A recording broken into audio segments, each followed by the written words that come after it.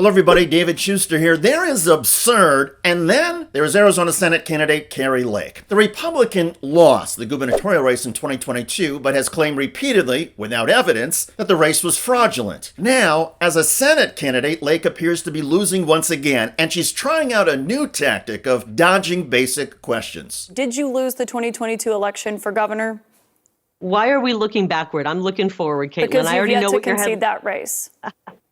Kaitlan, I'm looking forward to what is coming up. I'm looking forward to November 5th and this huge election. You're not going to say whether or not you lost the 2022 race. Is that what I'm hearing? You know what, Kaitlan? You've seen thousands of interviews from me. I've answered that a million times. I'm looking forward. You've actually yet to answer the question directly on whether you believe that you did lose the election.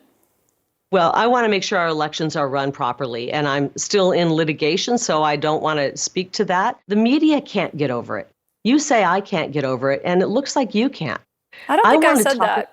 I just said you haven't conceded the race. And I know you mentioned your litigation. You filed multiple lawsuits. Have any of those lawsuits been successful? And the answer to that is no. None of Lake's lawsuits or court challenges have been successful. But rather than address that issue, Lake tried to redirect and focus on Kaitlan Collins. Do you think people care if you're willing to accept the results of an election that was free and fair, and that you filed multiple lawsuits that have not gone anywhere? And I should note, a defamation lawsuit that was filed against you, you did not contest it, from a top Arizona election official that says you lied about him repeatedly.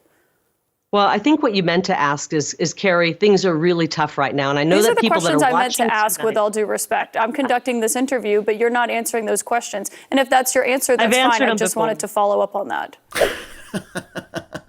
Kaitlan Collins' even, almost robotic tone actually works in this case. She refuses to let go or let Kari Lake escape. Keep in mind, Kari Lake was a longtime news anchor in Phoenix, Arizona. I believe her broadcast skills and on-air charisma are actually stronger than Kaitlan Collins. Collins is young and not very smooth. However, in this clash, Collins is winning hands down because Collins is earnest without being obnoxious, and Collins comes across as authentic, and authenticity matters. Lake, for all of her soft lighting and slick delivery, seems like a phony. It's as if Kari Lake was created in the MAGA production lab, given all the on-air talent that Donald Trump reveres, but has absolutely no believability or credibility. And when a politician comes across as too slick and too inauthentic, they lose. Lake has been losing badly with younger voters in the 2024 Senate race, and watch her not-so-subtle condescension to Kaitlan Collins. I know that you're probably doing okay. You probably have a pretty good salary. I once sat in the chair like you did,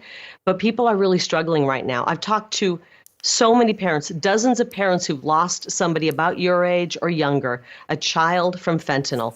They're no longer willing to have our border be wide open. Lake refers to Collins and then a sentence later uses the word child. About your age or younger, a child from fentanyl. I believe this was no accident. And Kari Lake tried to demean Collins with the "you are a kid" tactic at another point in this interview. Watch as Kari Lake speaks about a harmful drug crossing in from Mexico. I'm worried about your generation. I have kids that are probably about your age, and they've told me, my son just came home from college the other day, and he said, "Mom, I don't think that we'll ever be able to afford a home in our generation because the housing prices have soared." Kaitlan Collins is not a teenager or a recent college graduate, but the obnoxiousness oozing out of Kari Lake is unmistakable. And Lake's slick yet abrasive approach is clearly hurting the Republican. Polls show that Kari Lake is trailing Democrat Ruben Gallego, even though Donald Trump seems to be headed towards a clear victory in Arizona in the presidential race. You're running behind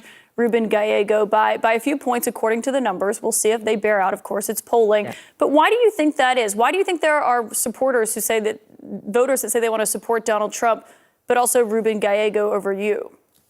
I don't really think those voters exist. I actually look at the good polling, our internal polling, which shows I'm ahead a little bit, and this is a tied-up race. So I'm actually looking forward to the election. It's going to be a voter turnout election, and right now we're seeing a great turnout with Republicans. Blah, blah, blah, blah. Lake is like a doll. You wind up or pull the string, and it just says the same thing over and over again, but with a smooth voice and in a pleasant pitch. But there seems to be almost no authenticity or credibility to Kari Lake. And Democrat Ruben Gallego is hammering Lake over all of that while also mixing in some policy issues. We need to continue to work to make sure that we have a secure water future, that we have secure borders, and we want to do that in a bipartisan way. Someone like Kari Lake, all she wants to do is divide, and she'll do anything and she'll say anything just to win. And for the record, Kari Lake is refusing to say if she will accept an election loss in the Senate race if the results show that Gallego won. The Arizona race is crucial in part because of U.S. Senate math. Democrats currently hold a slim 51-seat majority, thanks in part to independent Kyrsten Sinema, who caucused with Democrats but decided not to run for re-election in Arizona. If Democrats are to maintain control of the U.S. Senate, a victory in Arizona is crucial. But as we've seen, and as Kari Lake demonstrated 2 years ago in a gubernatorial race, the MAGA movement embraces election denialism. MAGA leaders like Kari Lake live in their own fantasy world where facts and reality and election results do not matter, at least to them. But it does say something that in Arizona, a Republican state, Kari Lake is considered even more unhinged and detestable than Donald Trump. And Kari Lake underscores that dynamic every time she faces a question or a news interviewer or a voter that Lake does not like. Lake bristles and seethes, and amidst the smooth talk and calm demeanor, the ugliness breaks through. By the way, in the presidential race, Donald Trump is now paying for his campaign's insults of nearly everybody. Check out that video at the link below. I'm David Shuster. Thanks for joining us. Thanks for watching the video, guys. We also love it if you hit the join button below because that makes you a member, and members allow us to be independent, honest. We can be as progressive as we want, no corporate media influence, and that's all because of you guys. We love doing the show with our members. Hit the join button, become one of the Young Turks.